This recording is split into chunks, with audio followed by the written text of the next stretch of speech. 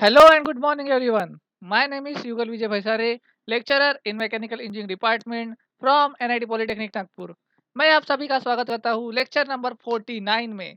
हम हमारी अर्धशतक से सिर्फ एक वीडियो दूर है, ठीक है। सो आज का हमारा टॉपिक है classification of air conditioning system number 2। ये रहे आपके डिपार्टमेंट के विजन और mission. Please pause the video and read it. I hope सभी ने इसे रीड कर लिया होगा। सो समरी ऑफ प्रीवियस लेक्चर, हमने पिछले लेक्चर में पढ़ा classification of air conditioning part 1 और आज हम पढ़ने वाले हैं इसी का सेकंड भाग और ये रहे आपके program outcomes to be achieved. Okay, तो चलिए स्टार्ट करते हैं classification of air conditioning system, जिसमें आज हम पढ़ेंगे अकॉर्डिंग टू द इक्विपमेंट। ठीक है, तो इक्विपमेंट के अकॉर्डिंग में हम लोगों ने उसको दो कैटेगरी में डिवाइड किया है। सबसे पहला होता है यूनिटरी एयर कंडीशनिंग सिस्टम और दूसरा होता है सेंट्रल एयर कंडीशनिंग सिस्टम। ठीक है, तो चलो सबको वन बाय वन देखेंगे। तो यूनिटरी एयर कंडीशनिंग सिस्टम क्या होता है, आप लोगों को मैंने एक वीडियो में समझाया था। विंडो एयर कंडीशनिंग सिस्टम, ठीक है, बिल्कुल सेम टू सेम होता है विंडो एयर कंडीशनिंग सिस्टम के जैसा। अब इसमें क्या होगा कि आप लोगों को क्या फोकस करना है, कोई भी एक पर्टिकुलर रूम, कोई भी एक पर्टिकुलर रूम जिसको आपको ठंडा करना है। ठीक है, आपका मेन फोकस क्या रहेगा, एक पर्टिकुलर रूम जिसको आपको ठंडा करना है फॉर द ह्यूमन कंफर्ट। इसके लिए हम कौन सा एयर कंडीशनिंग सिस्टम यूज करेंगे, यूनिटरी एयर कंडीशनिंग सिस्टम। इसका सबसे बेस्ट एग्जांपल कौन सा है, तो विंडो एयर कंडीशनिंग सिस्टम। ठीक है, तो जब भी हम विंडो एयर कंडीशनिंग सिस्टम पढ़ेंगे तब हम इसको डिटेल में समझ लेंगे। ओके, तो चलिए देखते हैं कि इसके एडवांटेजेस क्या क्या होते हैं। So saving in installation and labour cost, तो इसका इंस्टॉलेशन काफी आसान होता है, लेबर कॉस्ट भी कम लगता है। इंडिविजुअल रूम टेम्परेचर कंट्रोल, ठीक है, तो हर एक रूम के लिए अलग अलग कंट्रोल होता है, तो हम अलग अलग रूम को अलग अलग तरीके से कंट्रोल कर सकते हैं। तीसरा होता है unitary system can meet exact requirement of the room. अगर मैं बोलूंगा कि मुझे एक रूम में 35 डिग्री सेल्सियस पे टेम्परेचर चाहिए और दूसरे किसी इंसान को 29 डिग्री सेल्सियस पे टेम्परेचर चाहिए, तो वो अपने आप उसको कंट्रोल कर सकता है, अपने को कुछ लेना देना नहीं रहेगा उसमें। Failure of unit will suffer air conditioning to only that particular room. अगर मान लो, अगर आपका रूम में एयर कंडीशनिंग खराब हो गया, तो क्या होगा, उस पर्टिकुलर रूम के लिए ही वो एयर कंडीशनर खराब होगा। दूसरे रूम में जो एयर कंडीशनर होगा यूनिटरी वाला, तो वो खराब नहीं होगा। ठीक है, और लास्ट है, unit can operate only when cooling is required, otherwise it can be switched off. ठीक है, जब भी आपको कूलिंग की आवश्यकता होगी तभी वो काम करेगा, अदरवाइज हम उसको स्विच ऑफ ही रखेंगे या फिर वो अपने आप स्विच ऑफ ही हो जाएगा। I hope idea is clear. Okay, so आगे देखते हैं सेंट्रल एयर कंडीशनिंग सिस्टम। तो ये रही diagram central air conditioning system की। तो अभी इस डायग्राम को देखते हुए आपके दिमाग में ये आ गया होगा कि सर इतना बड़ा डायग्राम कैसे याद करें। तो मैं हूँ उसके लिए, समझाने के लिए, टेंशन लेने की कोई बात नहीं है। देखते हैं सेंट्रल एयर कंडीशनिंग सिस्टम के बारे में। तो सेंट्रल एयर कंडीशनिंग सिस्टम दो प्रकार के होते हैं। दो प्रकार के कैसे, तो पहला होता है डायरेक्ट एक्सपांशन टाइप।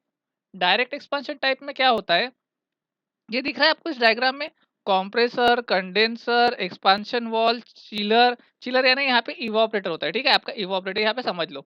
ओके, तो ये जो है अपनी बेसिक डायग्राम है, अपनी वीसीआरएस डायग्राम यार। तो ये अपनी बेसिक वीसीआरएस डायग्राम है, compressor, condenser, evaporator, expansion wall, है ना।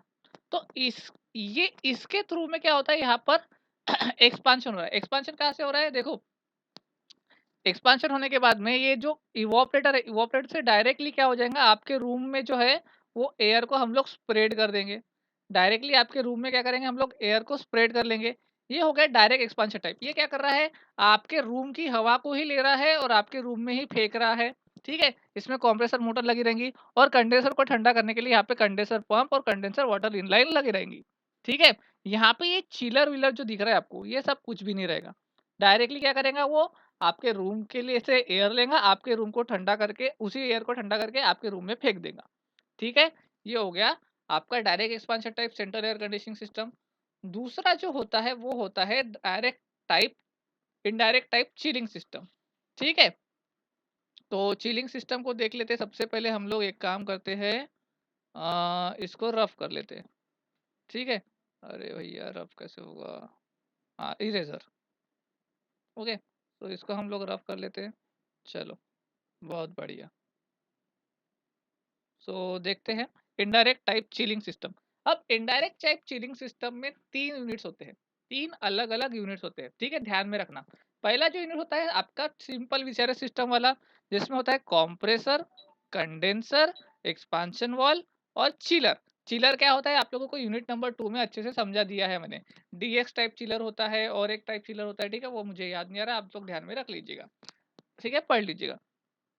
तो ये होता है कंप्रेसर, कंडेंसर, एक्सपांशन। ये अपनी सिंपल वीसीआरएस सिस्टम हो गया, ठीक है? दूसरा होता है कंडेंसर यूनिट। कंडेंसर यूनिट में क्या होता है, कंडेंसर पंप लगा होगा, ये कंडेंसर पंप लगा है, एक लगा होगा कूलिंग टावर, ठीक है? और तीसरा जो यूनिट होता है वो होता है चिलर यूनिट। उसको क्या बोलते हैं, चिलर यूनिट। तो चिलर यूनिट इसमें बहुत इंपॉर्टेंट होगा। ये क्या करेगा, इसमें यहाँ पे लगाएगा chiller pump, air handling unit, expansion tank, ठीक है? तो ये आपको इतना ध्यान में रखना है, ये इतना पार्ट अपने को एक्स्ट्रा में लगा रहेगा। अब भैया आप बोलोगे सर ये काम कैसे करेगा? तो देखो यार ये काम कैसे करेगा, सबसे पहले तो होता है इसमें कंप्रेसर। कंप्रेसर का ये जो यूनिट होता है, कंप्रेसर, कंडेंसर, ये वाला जो यूनिट होता है, हम लोग क्या करेंगे, आपका जो आपका जो भी मॉल है, शॉपिंग मॉल, तो उसमें उसके बाहर में हम लोग इसको इंस्टॉल करेंगे। इसके बाहर में क्या करेंगे, हम लोग इंस्टॉल करेंगे, ठीक है? सेंट्रल एयर कंडीशनिंग सिस्टम को हम लोग कहाँ यूज़ करते हैं, सबसे पहले वो ध्यान में रखो। सेंट्रल एयर कंडीशनिंग सिस्टम को हम लोग बड़े-बड़े शॉपिंग कॉम्प्लेक्सेस, मॉल, जहाँ पे अलग-अलग जगह पे अलग-अलग रूम में अलग-अलग रिक्वायरमेंट होती है एयर कंडीशनिंग की।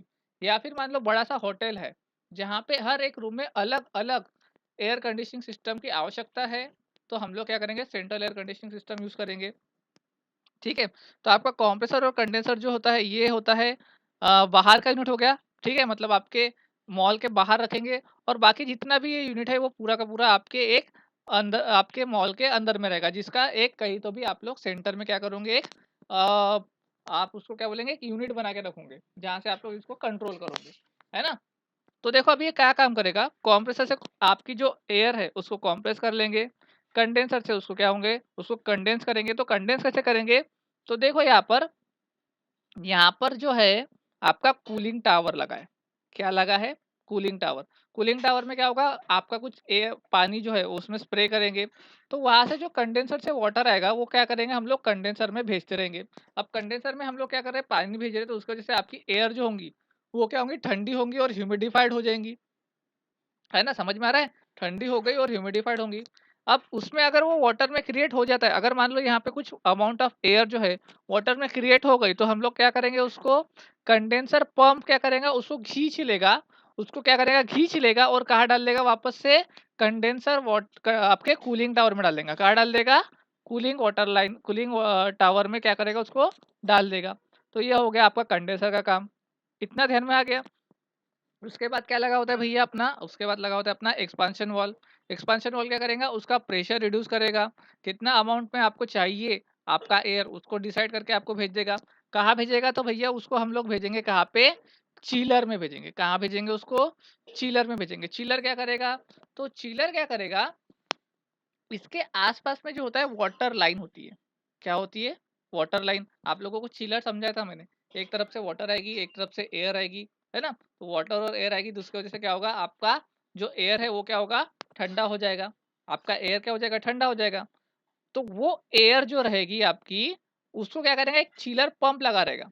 एक चिलर पंप क्या करेगा, उस एयर को पूरा सक कर देगा, और उस सक करके उसको कहाँ भेजेगा, तो उसको भेजेगा एयर हैंडलिंग यूनिट में, जो आपके आपके जो आपका जो होटल है उसके एकदम कहीं तो भी सेंटर में हम उसका जो यूनिट बना के रखे, वहां पे हम उसको भेज देंगे। अब उस एयर को एयर हैंडलिंग यूनिट क्या करेगा, हर एक रूम में अलग अलग अलग अलग उसके रिक्वायरमेंट के हिसाब से क्या करेगा, उसको भेजता जाएगा। ठीक है, समझ में आ रहा है?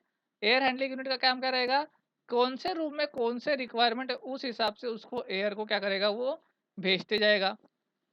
ठीक है? और बाकी का जो भी रिक्वायरमेंट ऑफ बाकी का जो भी रहेगा एयर, ठीक है? उसको हम लोग क्या करेंगे, थोड़ा-सा कंडेंस करके एक्सपांशन टैंक से होते हुए कहाँ से वापस भेजेंगे? वापस से चिलर में भेज देंगे। ठीक है? तो आपकी एयर जो है वो हमेशा ठंडी ही होती रहेंगी, और ठंडी होते हुए कहाँ पे जाएँगी, आपकी एयर हैंडलिंग यूनिट में जाएँगी। ठीक है? ध्यान में आ गया? चिलर का काम क्या हो गया, चिलर का काम उसको थोड़ा-सा ज़्यादा ठंडा करना है, ह्यूमिडिफाइड ज़्यादा करना है, इसीलिए हम लोग क्या करेंगे सेंट्रल एयर कंडीशनिंग सिस्टम में चिलर को यूज़ करेंगे। और बहुत फेमसली हम लोग इनडायरेक्ट टाइप जो है मतलब चिलिंग सिस्टम जो है हम लोग इसको यूज़ करते हैं। आई होप सभी को ये आइडिया क्लियर हो गया होगा कि किस प्रकार से ये काम करता है।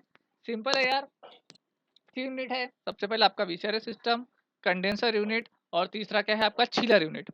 कंप्रेसर से कंडेंसर की तरफ आपका एयर जाएगा, ठीक है? और उसको हम लोग क्या करेंगे कंडेंस करेंगे। कंडेंस करने के लिए हमने लगा है कूलिंग टावर। ये देखो ये है कूलिंग टावर आपका, ये है कूलिंग टावर। कूलिंग टावर क्या करेगा पानी भेजेगा और उसको ठंडा कर देगा। आपकी जो एयर है उसको ठंडा कर देगा, ह्यूमिडिफाइड कर देगा थोड़ा बहुत। और अगर उसमें excess amount of water generate हो गया तो पंप क्या करेगा उसको खींच लेगा, ठीक है? उसके बाद हो जाएगा एक्सपेंशन वॉल में, एक्सपेंशन वॉल से कहाँ पे जाएगा आपके चिलर में।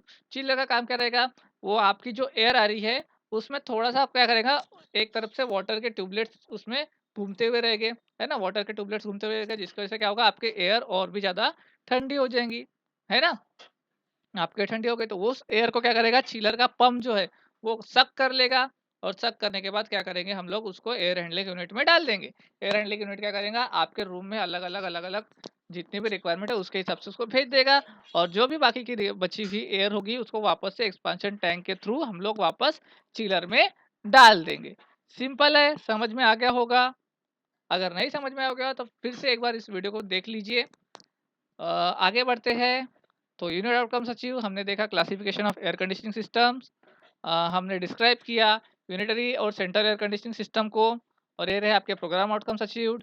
एमएसबीटी में क्वेश्चन किस प्रकार से पूछेगा तो ये पूछेगा भैया कि एक्सप्लेन करो सेंट्रल एयर कंडीशनिंग सिस्टम को। तो डायग्राम बनाएंगे उसको एक्सप्लेन कर देंगे। ड्रॉ करो diagram central air conditioning system का तो भैया ठीक है हम ड्रॉ कर लेंगे, अभी सर ने समझा लिया। Okay, so thank you for today's lecture. अगले लेक्चर में हम लोग एक और जो क्लासिफिकेशन बचा है उसको देखेंगे। तब तक के लिए bye bye, keep learning, happy learning and thank you.